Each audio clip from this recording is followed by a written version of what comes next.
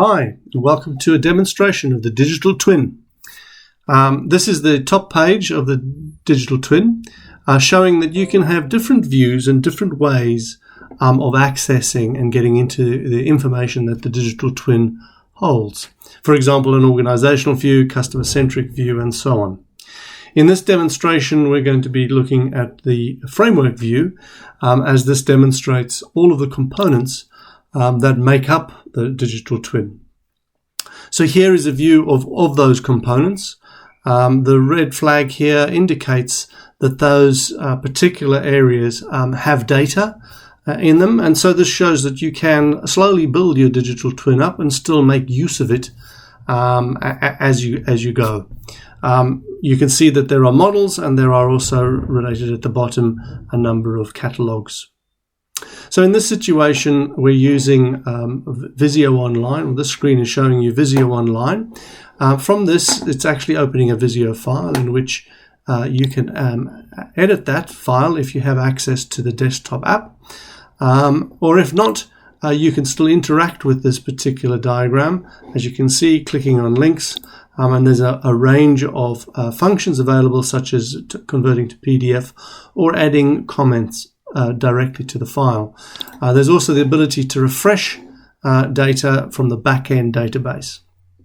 If for this particular example and demonstration, we're going to assume we're a business person, and so perhaps using the operating model might be a normal way, because that's how you understand the business, the way the business works. The operating model being the organizational model. So here is an organizational chart. Each of these items has a link to the back-end database, which means that you can at any point go in, if you have the right access, and change the data associated with that particular item. We're going to look in this example at the application overlay, and this showing you the applications that are being used by the particular organizational unit. So for this example, the human resources, we're interested in the SAP SuccessFactors application. We can then drill down into this. Again, clicking on the View Edit link allows us to go and enter the data specific to that particular application. Or in the AIM link, it takes us to another model. The model in this case is the application integration model. This model shows not only the applications and their status, which is shown on the right-hand side here, but also the interfaces between the particular applications. We can zoom in to get a better detail, and where we can see, for example, information related to this particular interface. Now, I should note that this has actually gone straight to the 2020 view, which is actually the target view. If we go to the current status, which is the 2019 view, once again, you can see there's a fair level of data and information. And in particular, this interface is actually green, which is shown as being in concept phase. And this one is in red, which is shown as being in retire phase.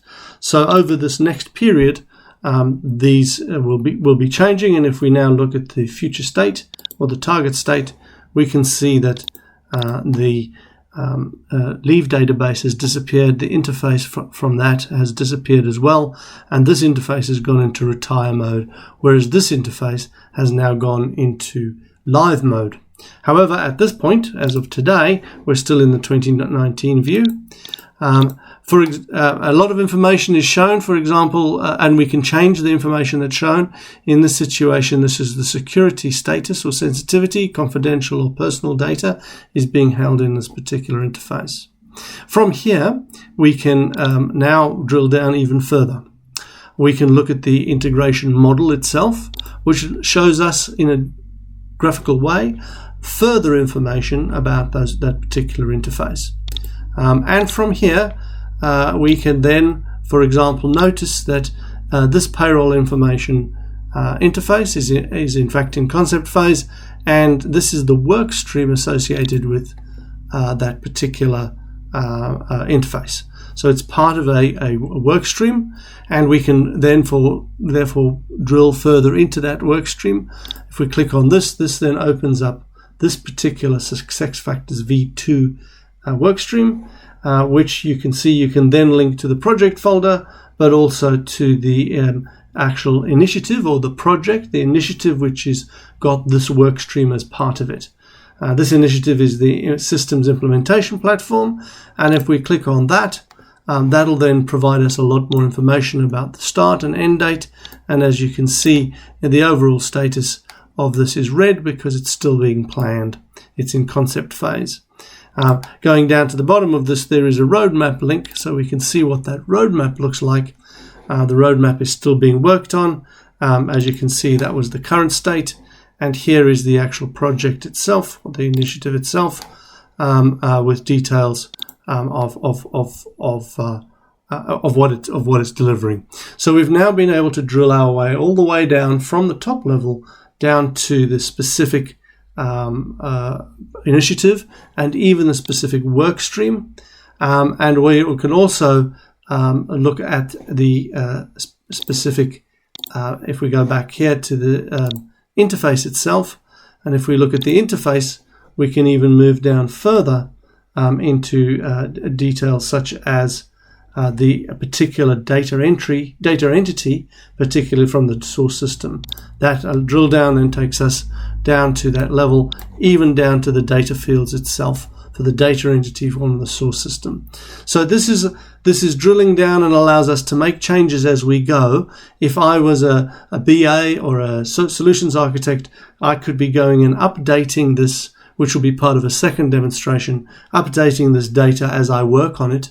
And this is the source and display and reporting database where all information relating to this application or to this business lives, which makes up therefore the digital twin. Thank you very much.